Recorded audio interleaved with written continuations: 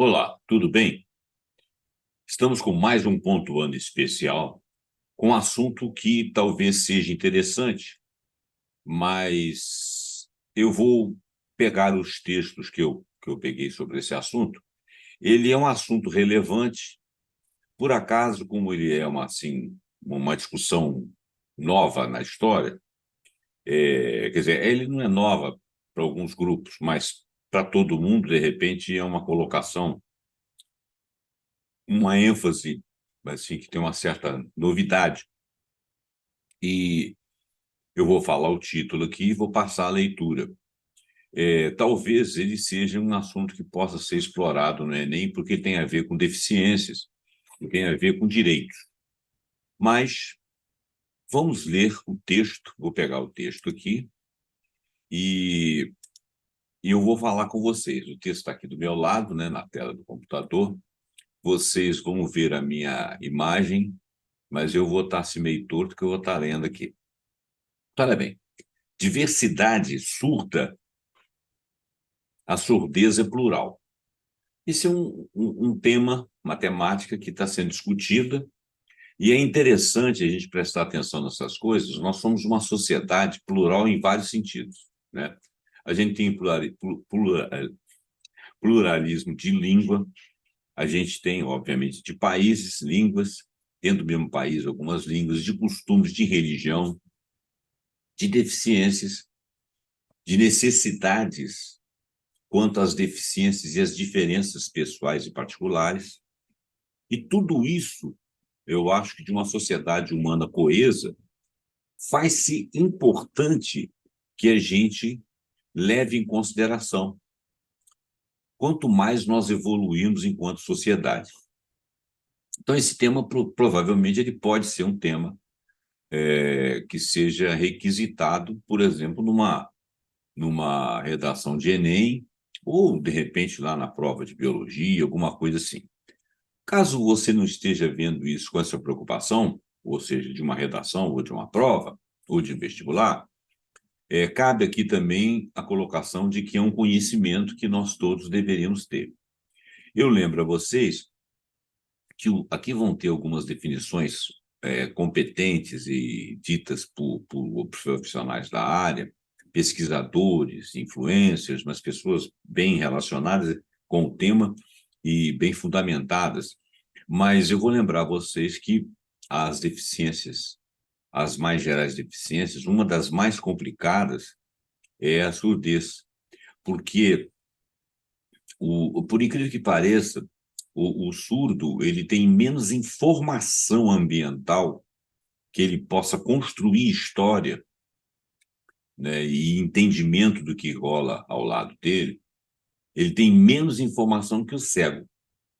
E eu não tinha essa ideia. Uma vez eu assisti uma palestra de uma mãe de uma surda. Ela me mostrou como que eles trocavam mensagens naqueles telefones antes dos smartphones. Eles já conversavam por mensagens, os torpedos, né? E, e a maneira como eles escreviam denotava que, mesmo frequentando escola e alguns já dentro da universidade, eles tinham dificuldade de fazer um fraseamento da forma como nós fazemos. As palavras tinham significado em separado, eles juntavam numa frase. Mesmo eles tendo leitura, quando eles se comunicavam, nem sempre eles faziam uso dessa educação, ou dessa educação anterior, aquela que os levou a fazer provas, escrever textos, essas coisas. E eu achei muito interessante essa coisa, quer dizer, eles hoje em dia estão cada vez mais integrados na vida, no dia a dia, provavelmente estão utilizando melhor a fala, mas por que eu estou falando disso? Porque aquilo ali era uma forma muito espontânea deles se comunicar entre si, em que eles se entendiam, então eles não se preocupavam, não se ocupavam, ou não tinham como se ocupar e se preocupar com a norma que nós conhecemos da língua. E ela falou, por esse exemplo, você vê o que eles são capazes de absorver, né? Então, tem várias coisas que eles não percebem e eles chegam a ter 30% das informações do ambiente à disposição deles. exceto se eles continuarem estudando, se eles tiverem uma linguagem para eles. A linguagem de Libras, ela não é uma linguagem rica, não tem como ser, né? Mas existem alguns tipos de surdos. E tem uma outra coisa que eles falam aqui, que é a questão que todo mundo fala de surdo-mudo. Os surdos não são mudos, né? A mudez é uma outra coisa.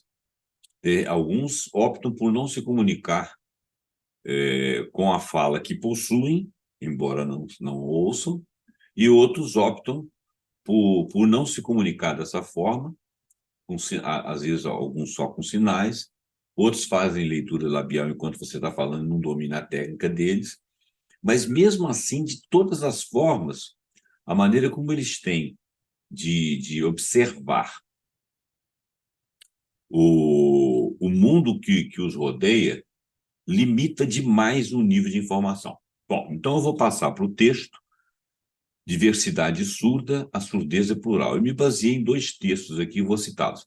A surdez de clóquia ou nervo auditivo é desencadeada por viroses, meningites, uso de certos medicamentos ou drogas, propensão genética, exposição ao ruído de alta intensidade, presbiacusia, que é provocada pela idade, traumas na cabeça, defeitos congênitos, alergias, problemas metabólicos ou tumores. Bom, as causas podem ser várias, em qualquer época da vida.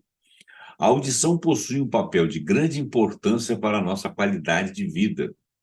Nos primeiros anos, ela é fundamental para garantir o correto desenvolvimento da linguagem da criança, e na fase adulta, permite que nossos relacionamentos interpessoais sejam mais saudáveis, duradouros e mais profundos.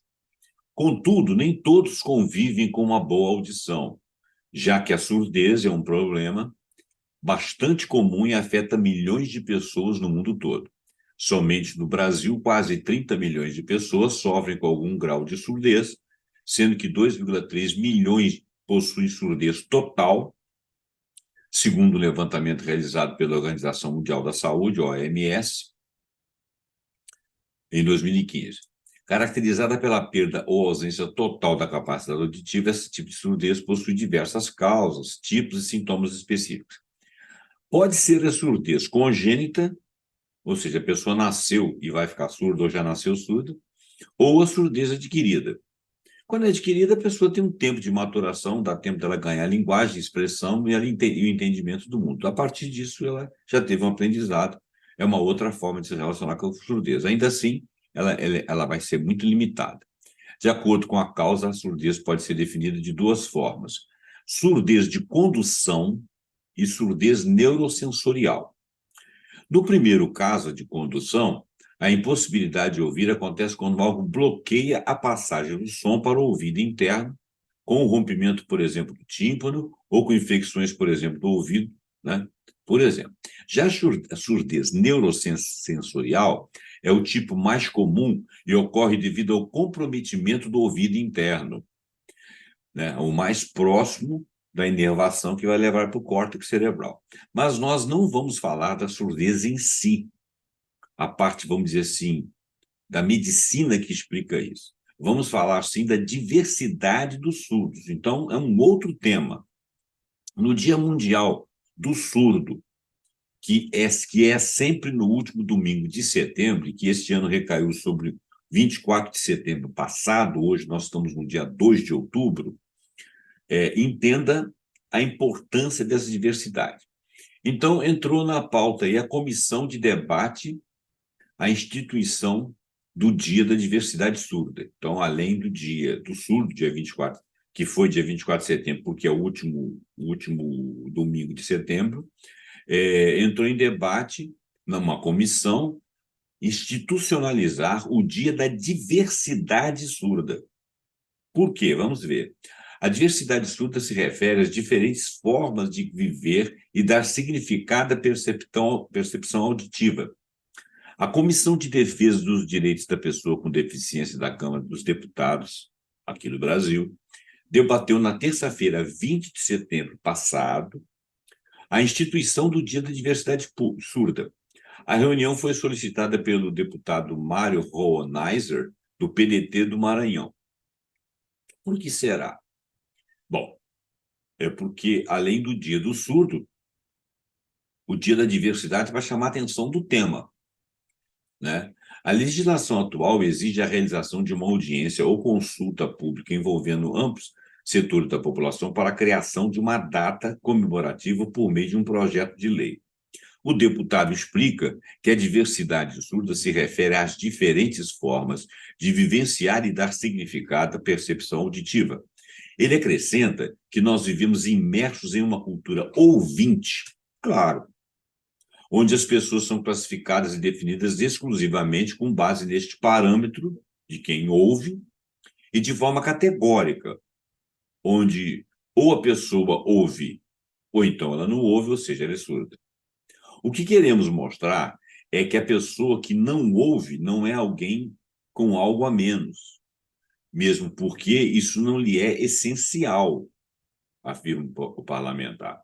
Por que não é essencial? Porque ela continua viva, ela pode participar da vida, ela pode casar, ela pode reproduzir, ela pode trabalhar, ela pode ser uma profissão muito importante, ela pode ser uma profissão simples, ela pode ser um político, ela pode ser quem ela quiser. Agora, ela precisa de que a sociedade a receba e a respeite. E a respeite dentro dos parâmetros da sua surdez, porque não são todos os surdos que são iguais, né? E nem alguém não pode olhar para o surdo e achar que ele é um incapacitado para qualquer função, porque isso não é verdade, né? Então, o que queremos mostrar é que a pessoa que não ouve não é alguém com algo a menos, mesmo porque isso não lhe é essencial, afirma o parlamentar. Isso é muito limitante, mas ele pode vencer essas limitações, né? Então, nós temos que olhar para isso e ajudá-lo a vencer essas limitações por direito natural dele de ser um ser humano como nós. Essa que é a ideia. Foram convidados para a audiência, entre outros, o representante da Organização Nacional da Diversidade Surda, que tem a sigla ONAS, Joaquim Manuel Barbosa, e o presidente da Federação Nacional de Educação e Integração dos Surdos, que tem a sigla FENES, Antônio Campos de Abreu. Fonte, Agência da Câmara de Notícias, que é o texto que eu estou lendo. Uma boa referência nesse assunto é Lac Lobato, que é uma blogueira, escritora, comunicadora. Lark perdeu a audição na infância e voltou a ouvir através de um implante coclear. Ela narra sua experiência na vida como surda oralizada, posteriormente como usuária de implante coclear desde 2009. Esse texto que eu estou lendo agora é do iparadigma.org.br, no Dia Mundial do Surdo, entenda a importância da diversidade. Então, a Lark é uma das pessoas que se bate por isso. Em matéria de Elza Villon, no portal Instituto Paradigma, cujo conteúdo começa assim: Lac Lobato defende o uso de diferentes formas de acessibilidade para surdos nas escolas. O Dia Mundial do Surdo é celebrado em todo o último domingo de setembro, já falamos isso, no mundo inteiro. A data é marcada pelo reconhecimento da diversidade da pessoa com deficiência auditiva e mobiliza ações e campanhas ao longo do mês. Ao pensar em acessibilidade para os surdos, é crucial entender a diversidade humana dentro da deficiência auditiva, sem soluções únicas como um grupo homogêneo, porque ele não é homogêneo, mas sim com diferentes características e necessidades. Portanto, nosso respeito ao surdo deve ser a uma causa diversa, porque existem várias formas de surdez. Há surdos sinalizados, que se comunicam pela língua de sinais de seus respectivos países, aqui no Brasil é a Libras, sendo cada uma própria ao território. E surdos oralizados, que se comunicam oralmente e são alfabetizados no idioma de seu país natal. Há também os surdocegos, que nascem ou adquirem as duas deficiências e podem fazer uso de língua de sinais táteis. Complicado, né, gente? Esses surdos oralizados, é preciso considerar ainda pessoas que nascem surdas e, ao longo da vida, são oralizadas com acompanhamento de um fonoaudiólogo e o uso de aparelhos ou implantes cocleares com condução óssea ao tronco cerebral. Pessoas que perdem a audição gradativamente ao longo da vida e, às vezes, perdem a audição por completo subitamente, em algum acidente ou por motivo de alguma doença violenta, ou, por fim, as que são surdas unilateralmente, né? Para Lacke Lobato, publicitária, fotógrafa, escritora e militante da causa dos surdos oralizados, a perda auditiva ocorreu subitamente aos 9 anos de idade. Ela, Lacke Lobato. Ela, acordei sem ouvir nada. Tenho perda total nos 2 ouvidos. Um dia ela acordou sem ouvir nada. Foram 22 anos de surdez a partir desses 9 anos. Apenas com leitura labial, até realizar a cirurgia de implante cloquear e voltar a ouvir. Eu não sei como é que funciona esse implante cloquear e não sei em que nível que ele restabelece a audição. Parece que ele restabelece impulsos nervosos que dão a sensação de audição ao nível do córtex cerebral. Então, a pessoa decodifica aqueles sinais. Não sei se é uma audição assim como a nossa, naturalizada assim. Ela tem condição de falar porque ela já viveu as duas formas. Ela relembra, no primeiro ano, que passou por diversos médicos e especialistas até chegar à conclusão de que seu caso era decorrente de um processo inflamatório por possível cachumba, meningite ou toxoplasmose. É muito comum ocorrer perda auditiva em casos de doenças infectocontagiosas e, atualmente, isso pode ser rapidamente tratado com corticoides. Mas, naquela época, esse não era o protocolo. Épocas, né? Ela já não é velha, mas não é nova, né? A perda de audição, só para você ter uma ideia, ela perdeu aos 9, ficou 22 anos surda, só aí ela já tem 31 anos, né? Se esse tema é antigo aí, 2, 3, 4 anos, ela teria na faixa de 30 e 35.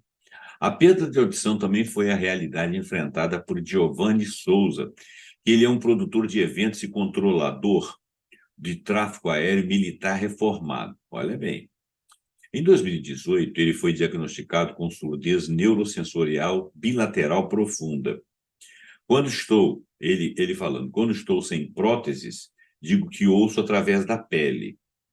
E o que consigo entender da leitura labial foi aprendido antes da pandemia, conta ele. Já Paulo Sugai, advogado e bancário, nasceu surdo devido à rubéola, contraída durante a gestação da mãe. Com surdez profunda, ele utilizou aparelhos auditivos até 2018, quando realizou a cirurgia para implante cloquear na orelha esquerda. Parece que esse implante cloquear ajuda aí o pessoal mesmo. Para ele, o processo de oralização começou cedo com o uso de aparelhos auditivos e idas à fonoaudióloga.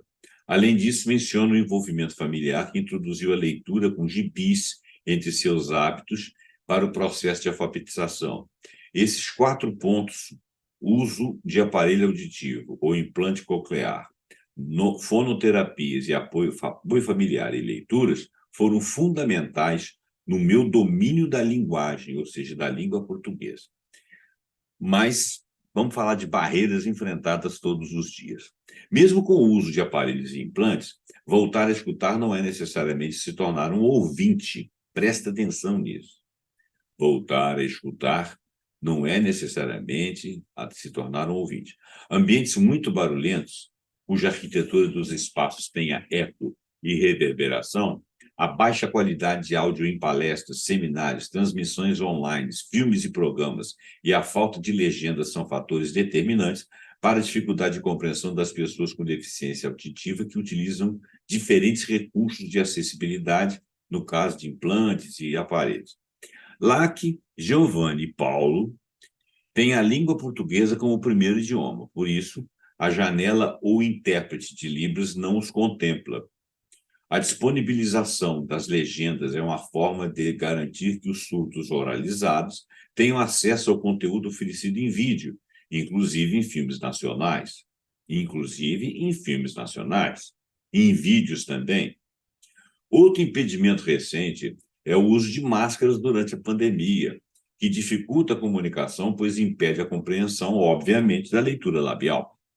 Além das barreiras além das barreiras de comunicação, os três são enfáticos ao mencionar as barreiras atitudinais como as principais enfrentadas no dia a dia.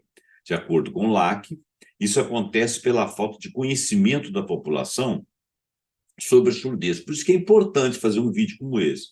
As pessoas ficam com muito medo de falar com você quando quando descobrem que você é surdo, né?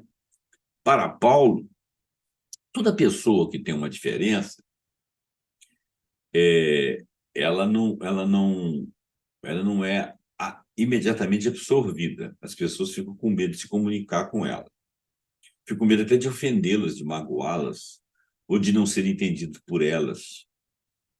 E isso se deve à não naturalização, ao não conhecimento dos problemas em si, de todas as naturezas, todas as deficiências, né?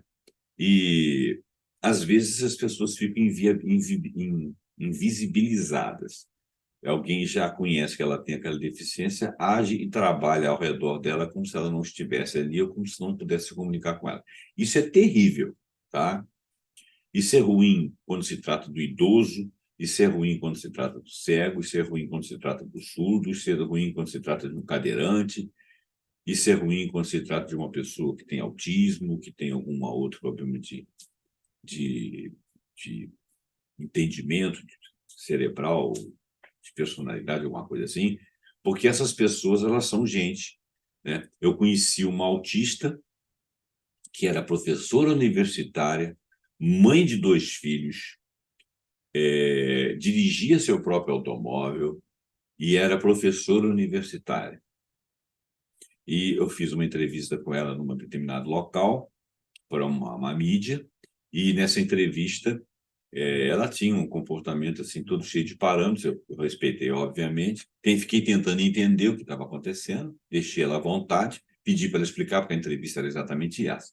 Depois veio uma mãe de um filho, um menino autista, que já tinha um autismo muito avançado, com um grau muito alto, e ele realmente não poderia estar presente. Teve uma outra moça também na mesma entrevista que tinha um autismo mediano, que era uma moça jovem também, e que ela precisava que eu olhasse para ela lá, agora não estou me lembrando bem, mas era quando eu falasse alguma coisa, eu tinha que olhar para ela, não entendi bem. Aí eu sempre fazia as coisas e olhava para ela, ela ficava olhando. Eu não entendi por quê, né? Estava dentro do espectro dela lá, eu respeitei, obviamente. E depois que acabou a entrevista, essa moça da professora universitária falou como é que ela se relacionava com os filhos, como que ela se relacionava com o marido e tal, tal. Muito interessante. Então, você vê que ela é uma pessoa que se impôs, né? São essas pessoas que vão rompendo barreiras. Então, cabe a gente entender um pouco. Bom, hoje nós estamos falando de surdez. Para Paulo, essas barreiras, elas estão enraizadas na cultura brasileira. Acredita-se que as pessoas com deficiências não são capacitadas, não conseguem cumprir determinada tarefa ou de chegarem a ter alguma conquista. Isso prejudica a participação social dessa pessoa surda em igualdade de condições e oportunidade com as demais. A gente podia expandir isso aí para outras deficiências.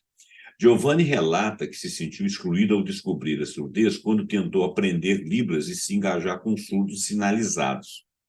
Sem generalizar o comportamento, mas no episódio em si, muitos se expressaram com agressividade, me chamando de falso surdo, o que me desanimou bastante para aprender Libras. Olha só, até mesmo no meio deles tem pouca compreensão, né? É preciso que os assuntos sejam ventilados. Porque o Giovanni ele tinha ficado surdo, então ele era oralizado, ele falava corretamente, mas ele queria aprender Libras. Aí ficou parecendo que ele estava tentando entrar no grupo lá, à força, quando na realidade ele só queria ampliar o universo dele para se comunicar também com os surdos, iguais a ele. A importância de diferentes soluções é um título. A surdez não é um bicho de 7 cabeças, mas não deve ser desmerecida, porque eu creio que quem nasceu normal, perdeu a surdez, perdeu a audição, deve ser um sofrimento intenso. É preciso compreender que há todo um microcosmo dentro dessa condição, e com diversos perfis de pessoas surdas, e é impossível rotular toda essa diversidade com base em um único preceito, afirma Paulo. Locke ressalta que o principal é o conhecimento sobre as necessidades desse grupo e que as pessoas reconheçam que é preciso melhorar a comunicação com todo o mundo, não apenas com os surdos. Somos o melhor exemplo para ajudar a melhorar a comunicação como um todo. Basta que as pessoas escutem mais e estejam mais preparadas para ouvir, não só para responder, mas para entender o que nós estamos dizendo. O uso de Libras é algo que divide as opiniões. Paulo tem contato frequente com a língua desde 2017, a língua Libras, quando conheceu o grupo Diversidade Surda. Foi um processo incrível que me possibilitou abrir a mente e conhecer todo um mundo novo, através dela. Posso me comunicar e conhecer novas pessoas. No momento, Giovanni adiou os planos de aprender Libras por conta da pandemia. Isso aí a pandemia que aconteceu. Locke, no entanto, afirma que sabe o básico, mas não se identifica com a língua brasileira de sinais e que antes de instaurar uma lei que torne obrigatório o ensino bilíngue, português e a Libras, é preciso que o texto da lei seja claro e abrangente.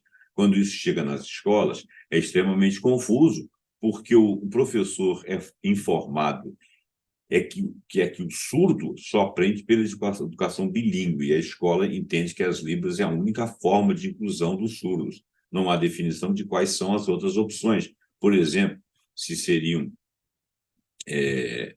eu acredito até que hoje em dia, com a tecnologia capacitiva que existe aí, se poderia ter uma aula em que você falasse e tivesse ali um teleprompter, como se fosse tradução automática, né, do português para o português escrito. Para ela, Locke, é crucial o reconhecimento da diversidade e o acolhimento de crianças implantadas ou que utilizam aparelhos, implantadas que têm um implante coclear, ou que utilizam aparelhos, né, com receptividade da classe dos educadores. Além disso, destaca a importância da oferta de professores auxiliares ou material acessível a esses estudantes que não é necessariamente em Libras. A criança pode ter um grau de perda gradativa da audição, basta que o professor use um microfone remoto para que ela possa ouvi-lo, conectando diretamente ao aparelho. A importância do Dia Mundial do Surdo. A reportagem tem lá a foto do Paulo Sugai, mas ele faz menção aqui, tá? Desculpa, eu não vou ler isso, não. Mesmo sem pertencer a nenhuma associação ou ONG, Paulo defende que a data é uma possibilidade de levantar a bandeira da luta surda para que ela seja vista por mais pessoas e conscientize a população. A surdez é uma deficiência invisível, mas as pessoas surdas não são invisíveis. Elas merecem inclusão para viver em igualdade de condições e oportunidades com as demais pessoas. Nós queremos ser vistos, eu diria até que eles querem ser ouvidos, né? Locke é uma diretora financeira da Associação Nacional dos Surdos Oralizados, que chama ANASO, e milita pela causa o ano todo. Autora de 4 livros sobre o tema, ela está promovendo uma campanha Escute como um Surdo, né? No Facebook e no Instagram, com palestras relacionadas à surdez. A programação teve início no dia 20 de setembro passado, Dia Nacional da Luta da Pessoa com Deficiência, e vai até dezembro com diferentes temas. Em setembro, a diversidade dentro da deficiência auditiva e temática abordada com transmissão ao vivo que contempla legendas e janelas em Libras. Para ela, é importante desmistificar que a surdez tem um perfil, um único perfil, pois ela é diversa e, em forma de comunicação, ela é plural. Quando a gente entende isso, o mundo se transforma, segundo as palavras dela. Giovanni também é militante e faz parte da mesma ANASO e também da Associação Brasileira de Surdos Oralizados, que é a Abraço. Além dos eventos, ele tem parceria com uma boa loja virtual de produtos que traz estampas com experiências reais vividas por surdos. No Dia Mundial do Surdo, ele deixa uma mensagem para as empresas. Não deixem de dar oportunidade aos surdos e não limitem as cotas às vagas suboperacionais. Criem mais oportunidades reais e de posições táticas e estratégicas. Bom, gente, então, eu espero que vocês tenham acompanhado, espero que vocês tenham gostado do tema, espero que vocês façam bom uso, e eu vou pedir encarecidamente a vocês que passem esse vídeo para frente, deem o seu like, deixem comentários se você quiser, deixe comentário lá de link de outras coisas, sugira outra coisa que você achar que seja interessante em discutir aqui. Eu estou sempre perseguindo temas, né? E esse tema não é necessariamente de Enem, mas eu acho que ele seria um bom tema para o Enem. De repente a gente se surpreende, porque nós estamos falando de surdos, nós estamos falando do Dia Internacional Nacional do Surdo, nós estamos falando também de diversidade surda. A gente poderia falar de diversidade na sociedade, com a inclusão de pessoas que têm deficiências, porque são humanos como nós, e eu acho que aqui no mundo a gente tem mania de fazer a coisa para uma média de pessoas, e os que estão acima ou abaixo são exceção. Eu acho que a sociedade inclui as exceções, então não tem exceção, todos têm que ter direito. Mas você tem deficiência A, B, C ou D.